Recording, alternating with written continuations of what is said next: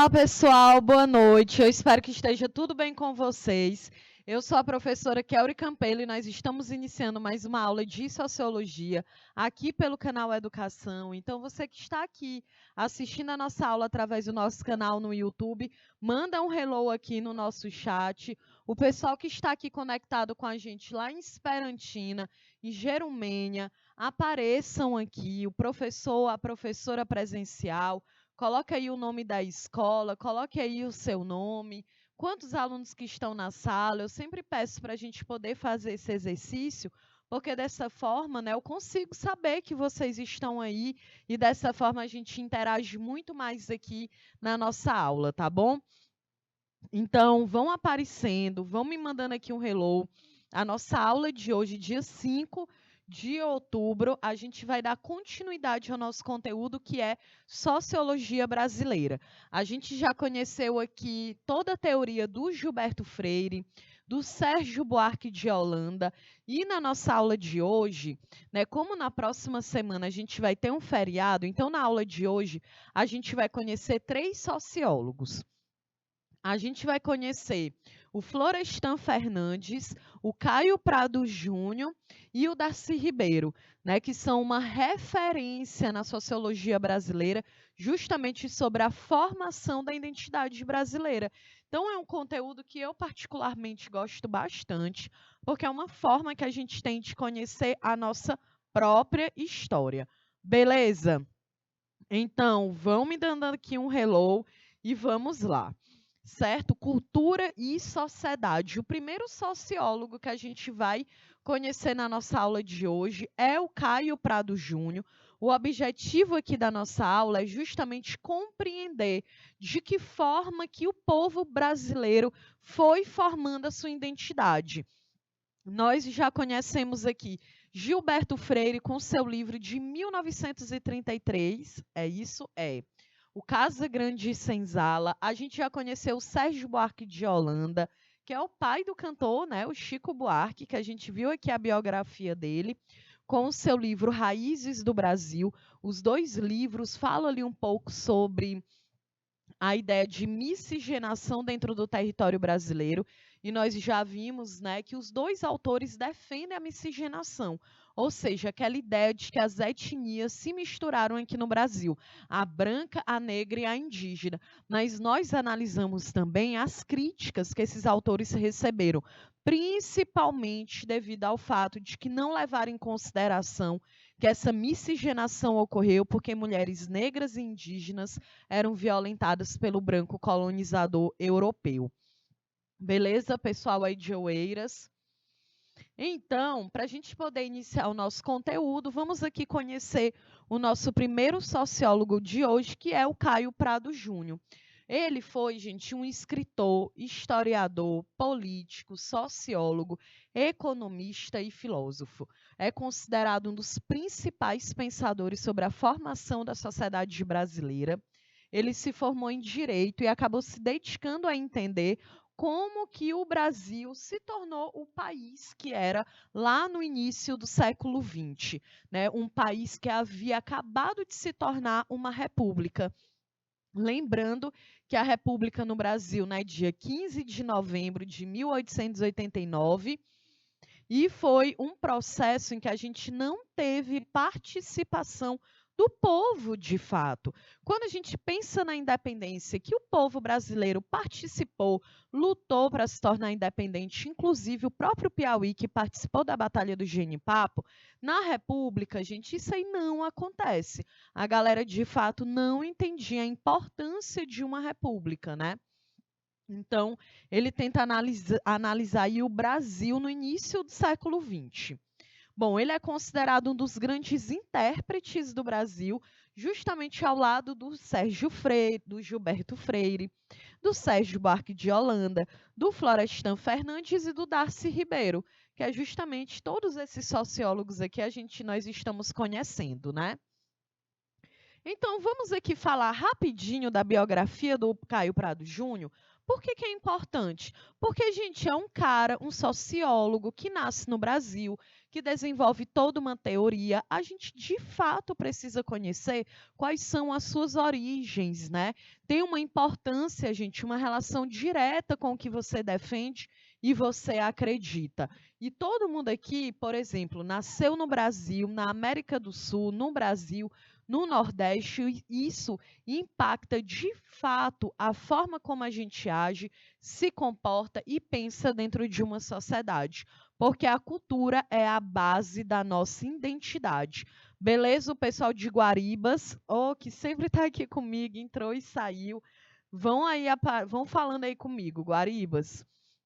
Olha, então Caio Prado Júnior, ele nasceu no dia 11 de fevereiro de 1907, né? Justamente ali o período que ele vai estudar lá na cidade de São Paulo. Ele cursou Direito na Faculdade do Largo do São Francisco. Também foi um ativista político de esquerda, né? Ele participou da Aliança Nacional Libertadora, a ANL. A gente estuda isso aqui quando a gente estuda Getúlio Vargas. Né? Por conta disso, ele acabou sendo exilado do Brasil. Depois ele teve que se exilar novamente quando a ditadura militar foi instaurada no Brasil em 1964. No ano de 1942, ele lançou, gente, a sua principal obra, que é a Formação do Brasil Contemporâneo, né? Que é considerada um marco da historiografia brasileira. Em 66, ele também escreveu A Revolução Brasileira, justamente porque o Caio Prado Júnior ele tinha uma tendência, a sua base intelectual das suas teorias era o marxismo, né? E aí, durante a ditadura militar, a gente viu que ele acabou tendo que se exilar mais uma vez, né? Ele foi casado 3 vezes, teve 3 filhos e faleceu no dia 23 de novembro de 1990, aos 83 anos de idade, na cidade de São Paulo. Bom, então vamos aqui para as principais ideias do Caio Prado Júnior.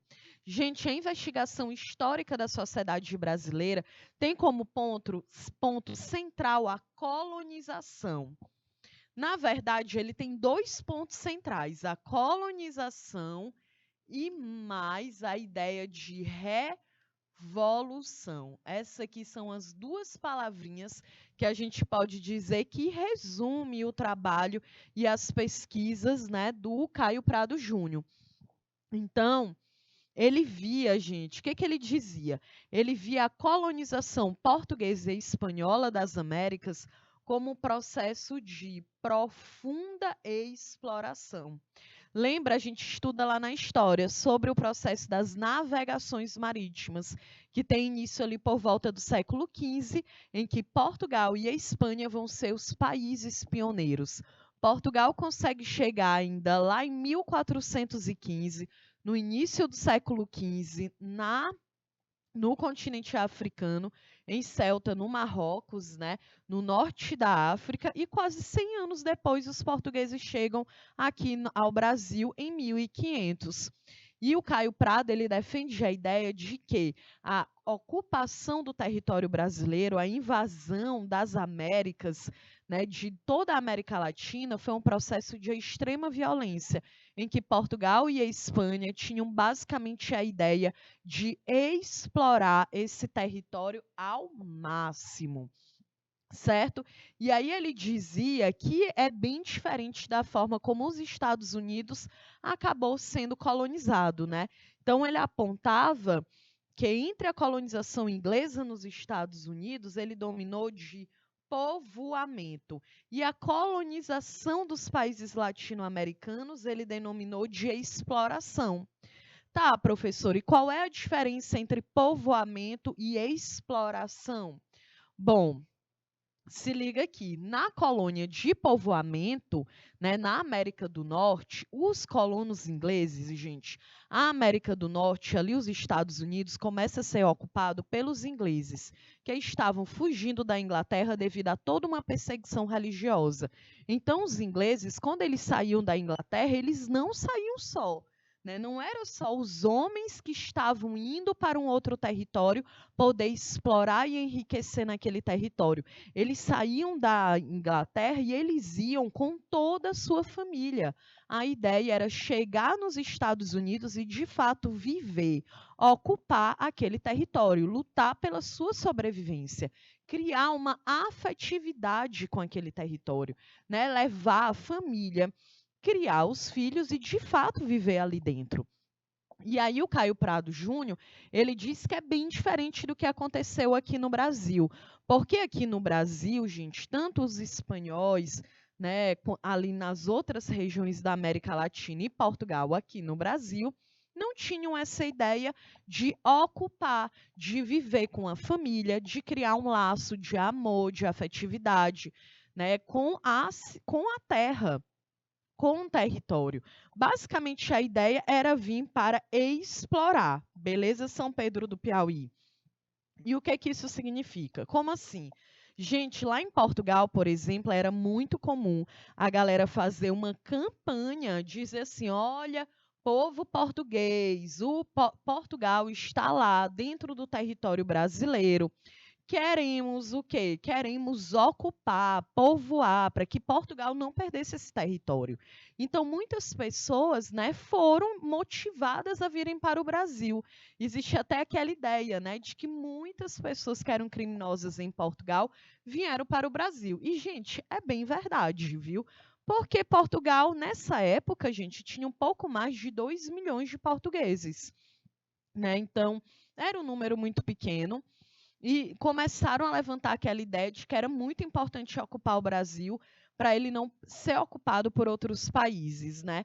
Então a galera que era aventureira, a galera que era pobre em Portugal, começou a acreditar que vir para o Brasil seria uma ótima oportunidade para enriquecer. Então uma grande quantidade de pessoas vem para o Brasil, mas não vem com suas famílias, né? A gente tem uma entrada muito grande de homens que acreditavam que poderiam vir para cá para poder o que enriquecer depois que eles tivessem dinheiro, explorando terra, explorando recursos naturais, poderiam voltar para Portugal ricos, né? E aí sim gastar o seu dinheiro.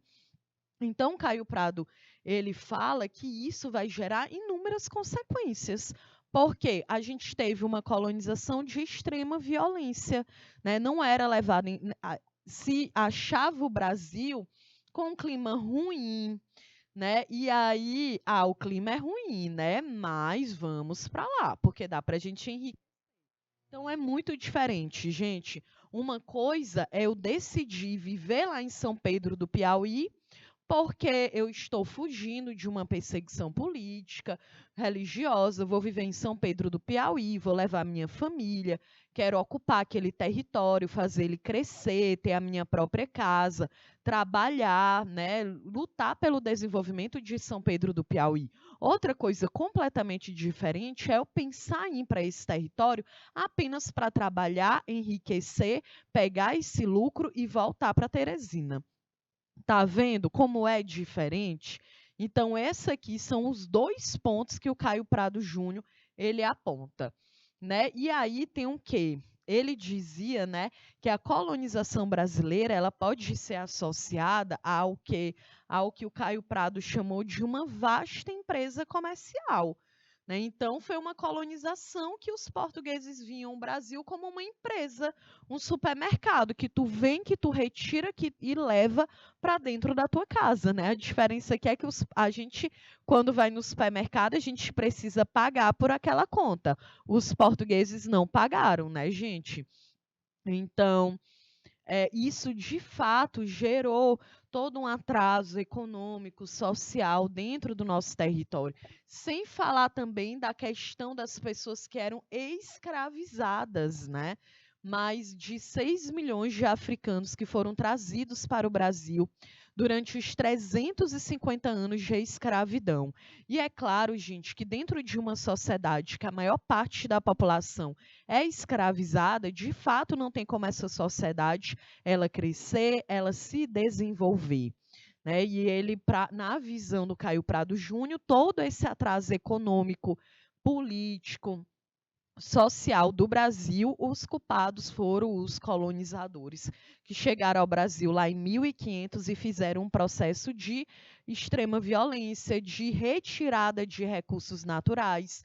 Né? A gente aprende lá na história que o pau-brasil foi retirado. Depois a gente teve a produção da cana-de-açúcar em mais de 200 anos. Depois a retirada do ouro, a escravização dos indígenas e da população africana e afro-brasileiros, né, que já nasciam negros no Brasil. Então, para o Caio Prado Júnior, todo esse processo é que atrapalhou o desenvolvimento brasileiro. Aqui eu coloquei uma listinha, né, das contribuições do Caio Prado Júnior para a sociologia. Então, ele interpretou a colônia, o império, a república.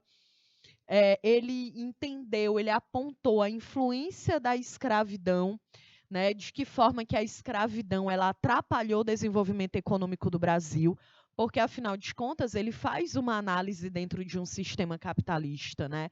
E dentro do sistema capitalista, a ideia é que tu compre, que tu venda. Por isso mesmo que a Inglaterra, que foi pioneira no processo da Revolução Industrial, ela pressionava muito o Brasil para que ele pudesse acabar com a escravidão. Porque, afinal de contas, dentro de um sistema capitalista, precisa comprar, precisa vender. Se a maior parte da população no Brasil era uma galera, era negra, era escravizada, então essas pessoas não compram. Se elas não compram, não tem como essa sociedade ela se desenvolver economicamente. Né? Esse era o grande ponto. Mas, mesmo assim, o Brasil ainda foi o último país da América Latina a acabar com a escravidão. Ele também analisa o desenvolvimento das classes sociais, né, após a escravidão. Lembrando que a escravidão acaba muito mais no papel do que, de fato, na prática, como a gente já comentou aqui.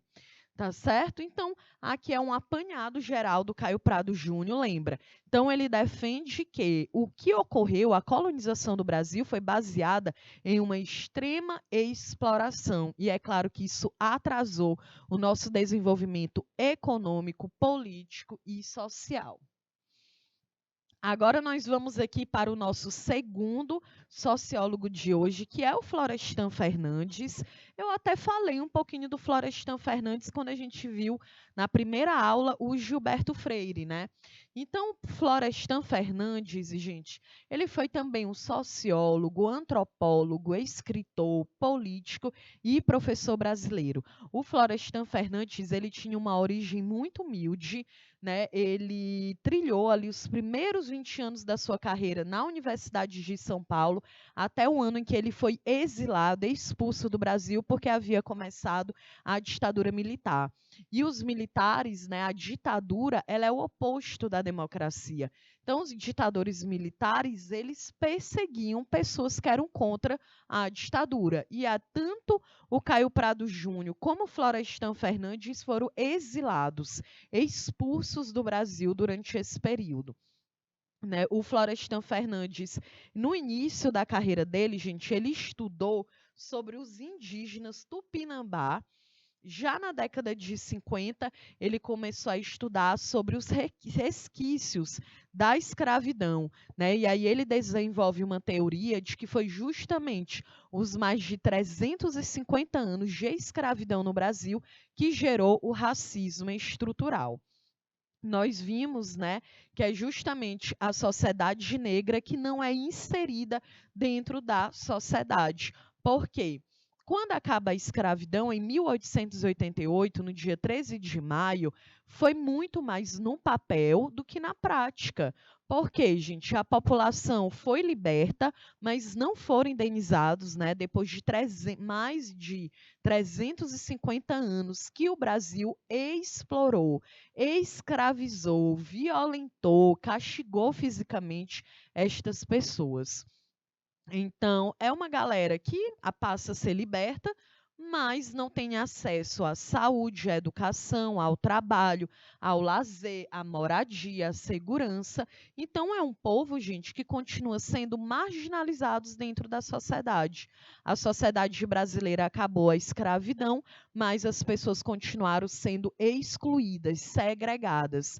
E aí o Florestan Fernandes diz que isso gerou uma consequência, que é o racismo no Brasil, já que hoje o Brasil ainda continua sendo o país que mais mata a população negra da América Latina e também, quando a gente analisa no mundo, ele tem altos índices de morte da população negra.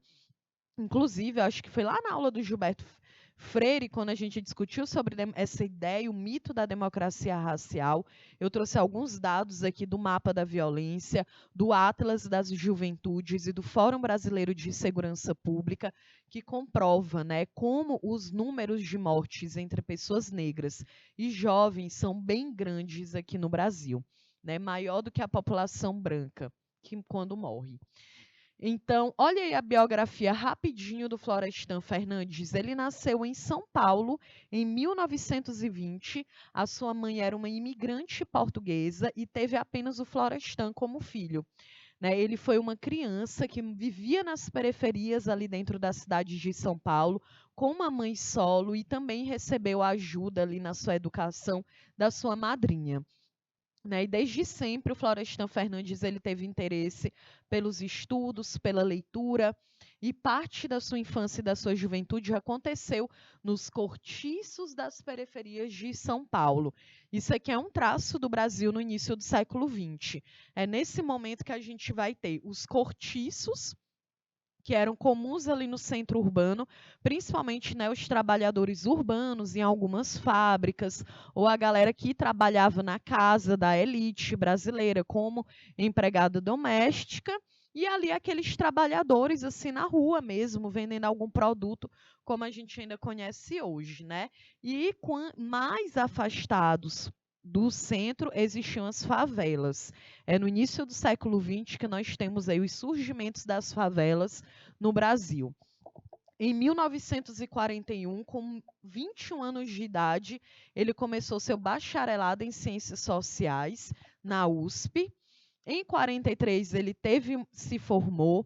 Em 44, né, ele obteve a licenciatura em Ciências Sociais e ele defendeu uma dissertação de mestrado intitulada A Organização Social dos Tupinambás. Né? Depois, em 51, ele defendeu a sua tese de doutorado na USP, intitulada A Função Social da Guerra na Sociedade Tupinambá. Porque o Florestan Fernandes, ele estudava muito ali, era essa população indígena dos Tupinambá. Né? E em 64, gente, ele também foi preso durante o processo da ditadura militar, porque ele era contra, né, a ditadura. Ele exerceu ainda 2 mandatos como deputado federal, eleito pelo PT, o Partido dos Trabalhadores, e a sua atuação, ele saiu muito em defesa da redução da desigualdade social no Brasil e também lutava pela melhoria na educação pública. Ele participou das primeiras discussões e formulação da Lei de Diretrizes e Bases da Educação Brasileira, a LDB, que é justamente onde tudo hoje na educação é baseado. É nas leis de diretrizes e bases da educação brasileira. Todo livro que tu recebe aí na tua escola, esses livros eles estão baseados aqui na LDB, tá certo? Isso aqui foi promulgado em 1996 e é claro que isso é muito positivo para a educação. Entender que a educação ela é fundamental para a transformação da vida das pessoas e que a gente precisa ter leis que possam garantir a legitimidade da educação nas escolas, de preferência na escola pública e de qualidade. Em 94, gente, o Florestan Fernandes precisou ser submetido a um transplante de fígado e ele não obteve sucesso, né? Acabou falecendo no ano de 1995, aos 75 anos de idade. Bom, então vamos aqui para as ideias do Florestan Fernandes, né? Como a gente viu, ele primeiramente foi um estudioso das relações étnico-raciais no Brasil, né? Quando ele estudou os indígenas Tupinambá e depois a população negra, sempre na perspectiva da dificuldade de uma integração democrática desses povos, né, não brancos na cultura brasileira branca. Porque, gente, embora o Brasil, desde 1535, quando começou a chegar ao Brasil os primeiros africanos para serem escravizados, até hoje a maior parte da população brasileira é negra. E mesmo assim a gente ainda tem esse racismo, né? A gente ainda tem uma divisão social. E pensa também na população indígena. A gente tem muito preconceito com a população indígena. A gente acha que é uma galera que vive dentro do mato, cantando o dia inteiro, girando ao redor de uma fogueira. É isso. Não é à toa que aqui no Brasil, quando a gente é criança e a gente nas escolas, lá no dia do índio, o que é que fazem? Pintam o rosto das crianças, né? Como se ser indígena fosse uma fantasia. No carnaval, a galera sai fantasiada. Né? E isso é muito problemático, principalmente porque a própria comunidade indígena no Brasil tem discutido sobre isso, gente, de que indígena não é fantasia. E o termo correto não é índio, é indígena, né? A própria comunidade indígena também nos ensina isso, porque essa palavra índio, ela foi criada pelo colonizador, que queria unificar todo mundo, como se o indígena que vivesse no Brasil vivesse da mesma forma na Argentina, no Canadá, nos Estados Unidos, no México, no Peru, no Uruguai, e não, gente, são pessoas diferentes, culturas diferentes. A gente está falando de um continente inteiro que é o americano, a América do Norte, a América Central e a América do Sul. Nenhum país da América vive da mesma forma que um outro. A gente não vive da mesma forma que nos Estados Unidos. Os Estados Unidos não vivem da mesma forma que na Argentina. Existem diferenças, existe uma diversidade muito grande. Por isso que o termo correto é indígena, para passar uma ideia de uma diversidade cultural. Ok? Então, aqui, o que ele fala, o Florestan Fernandes? No início do século XX, o Brasil vai levantar muito um discurso que visava a industrialização e a modernidade. Né? Era uma ideia de que precisava deixar para trás todo o processo de colonialismo e de escravidão e seria necessário buscar um modo de compreender essa exclusão social. Né? E por que essa exclusão social existe, como nós já vimos? Porque a escravidão acabou, mas a população negra no Brasil ela não foi inserida. Né? Então, ela não teve acesso à saúde, à educação, à moradia, à segurança. Então, gente, não gerou uma transformação de fato na vida do povo. Então, tal que muitas pessoas negras escravizadas, elas continuavam até morando dentro daquele engenho, dentro daquela fazenda, porque simplesmente elas não tinham para onde ir. Né? E sem falar também que quando a escravidão ela é abolida, já tinham poucas pessoas no Brasil sendo de fato escravizadas, porque a luta pelo abolicionismo ela era muito grande. Né? E quem foi protagonista dessa luta? O próprio movimento negro. Né? E existe algo aqui no Brasil, eu lembro que em 2020, gente, até um jornal aqui na cidade de Teresina entrou em contato comigo para que eu pudesse falar sobre uma matéria, uma notícia que tinha saído no início de 2020. A gente já estava no período de pandemia em que a Igreja Católica ela estava com um plano, um projeto para beatificar a princesa Isabel. E aí eu expliquei, gente, quem são os protagonistas do abolicionismo no Brasil? É o próprio movimento negro. Certo, a princesa Isabel ela só assinou um papel, ela não indenizou, não gerou uma mudança significativa na vida dessas pessoas. E ela é que leva a fama, né? Então isso é muita falta de respeito com as pessoas que de fato foram protagonistas nessa luta, gente.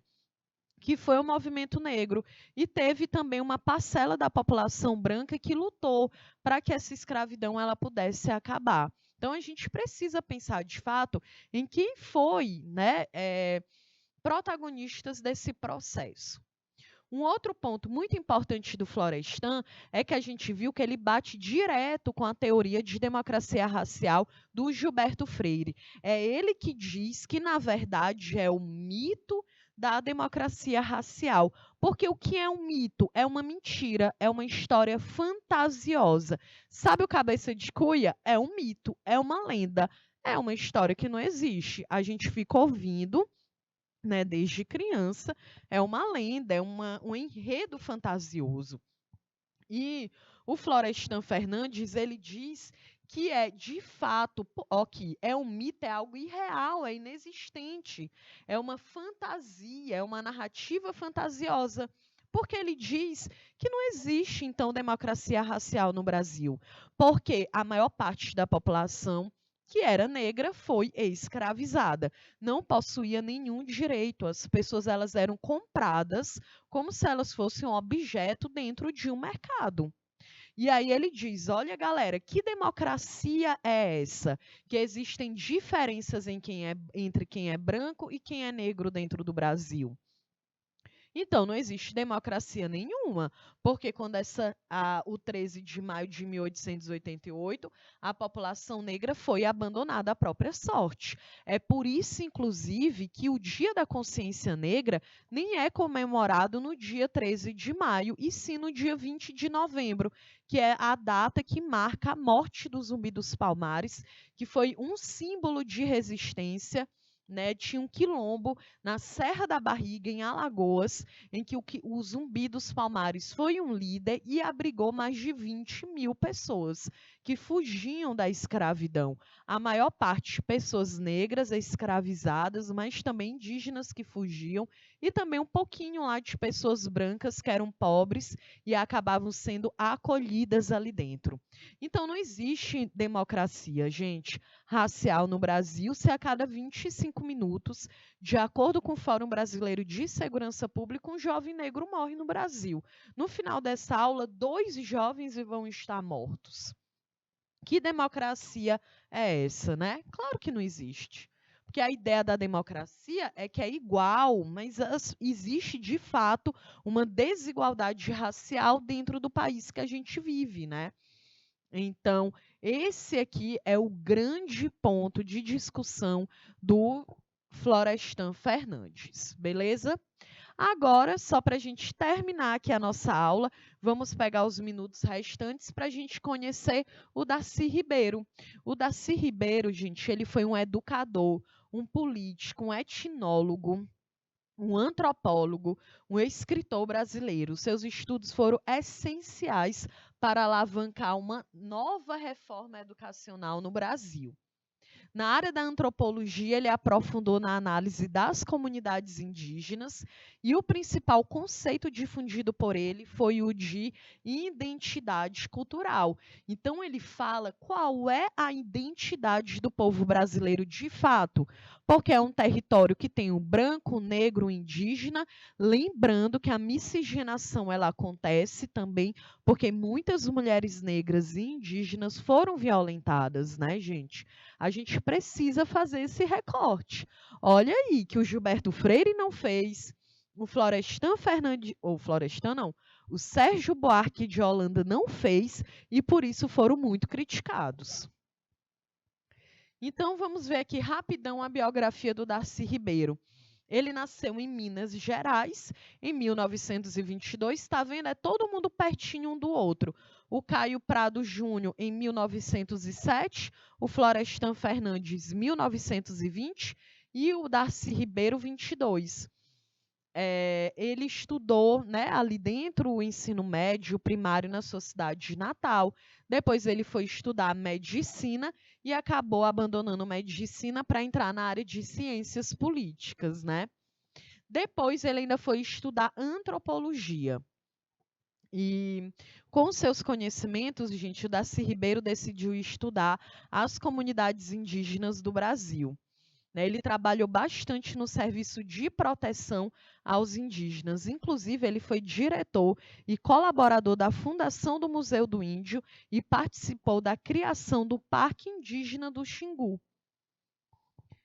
Bom, ele também já foi ele foi ministro da Educação e ministro-chefe da Casa Civil no governo do presidente João Goulart, mas infelizmente o João Goulart leva um golpe em 1964, se instaura a ditadura militar no Brasil e mais um sociólogo é perseguido e exilado do país.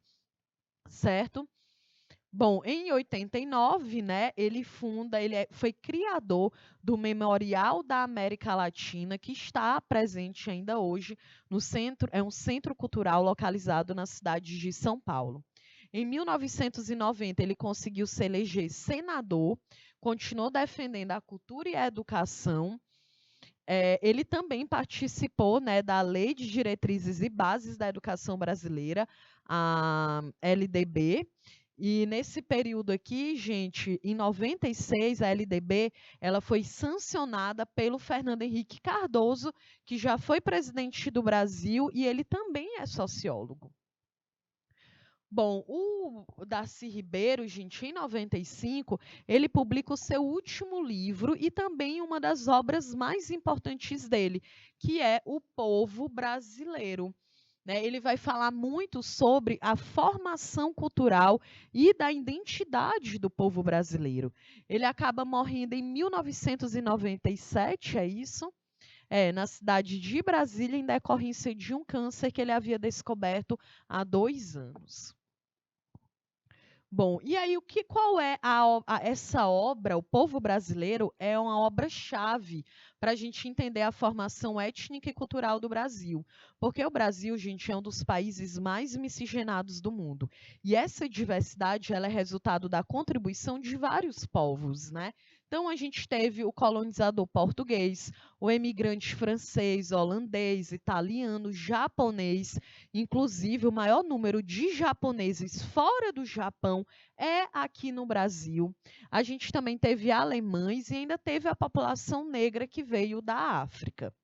Então, o Darcy Ribeiro, ele tenta responder à pergunta: por que o Brasil não deu certo? Para ele, a opinião dele não deu certo, porque o Brasil a gente teve uma exploração muito grande, escravidão muito longa. Então, isso foi, né, ele tenta explicar sobre a formação do povo brasileiro. E ele defendeu a miscigenação como um fator determinante dessa diversidade que caracteriza o Brasil. Tá certo? Bom, e essa miscigenação no Brasil, ela teria ocorrido de diferentes formas. Uma delas seria o cunhadismo, né? Lembra que ele estuda a população indígena. E o cunhadismo, gente, era uma prática indígena que o que acontecia, né? Eles entregavam uma moça indígena como esposa para um branco colonizador, né? O cunhadismo, ele foi bem forte dentro da cidade de São Paulo. E nessa região era um local onde era muito comum capturar indígenas para servirem como escravizados. Lembra do trabalho dos bandeirantes, né?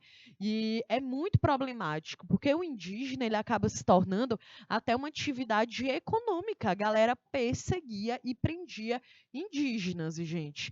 E é nesse contexto aqui que vão surgir os brasilíndios ou os mamelucos, que era um povo que não era indígena nem português, mas falava inclusive o tupi. Né? E ele acredita que essa galera que foi fundamental para a formação étnica do brasileiro. Né? Então é o quê? Não é nem branco, europeu e não é indígena de fato, é uma mistura brasilíndio, como ele falava, ou mameluco, né?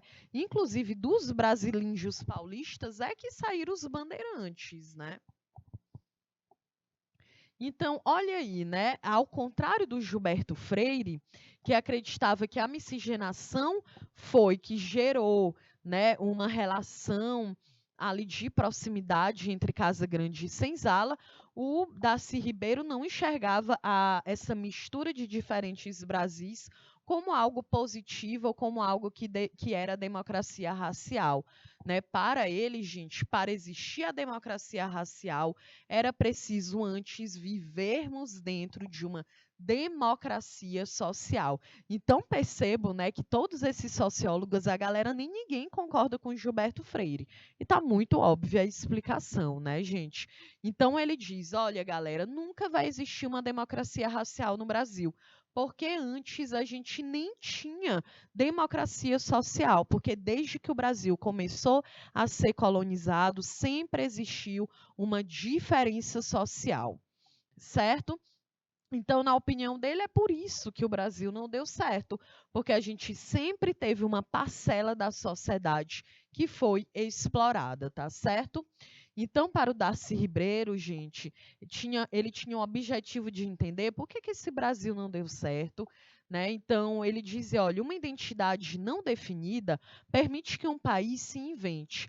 Mas por que mas que país nós fomos capazes de inventar? Infelizmente, né, um país em que foi baseado na exploração, na escravidão, na violência sexual de mulheres, né, em situação de vulnerabilidade, como negras e indígenas. Teve a questão também da corrupção, do jeitinho brasileiro, que a gente analisou lá no Sérgio Buarque de Holanda. Então, todos esses estudos aqui que nós estamos vendo é falando sobre quem nós somos enquanto povo brasileiro, né? E aí eu quero também que você se pergunte, quem que nós somos enquanto povo brasileiro? Beleza? Então, nós temos aqui uma atividade, eu coloquei 3 questões para você responder quem foi o Caio Prado Júnior e quais foram as suas contribuições para a sociologia brasileira, o que o Florestan Fernandes defendia por democracia racial e qual a contribuição de Darcy Ribeiro para a educação brasileira. Beleza, pessoal? Então, nós estamos aqui chegando ao final da nossa aula. A nossa próxima aula, que será daqui a 2 semanas, né? Porque a gente vai ter aí um feriado, sempre na quarta-feira. Então, quando a gente voltar, eu já vou voltar com outro assunto, com outros sociólogos. A gente vai discutir muito sobre internet, a atualidade. A gente vai conhecer o Pierre Levy e o Manuel Castells, que analisa justamente o peso, o impacto da internet nas nossas vidas. Ok? Então, eu sou a professora Kelly Campelo. Foi um prazer estar aqui com vocês. Eu espero que vocês tenham gostado, entendido o nosso conteúdo. Um ótimo feriado e até mais.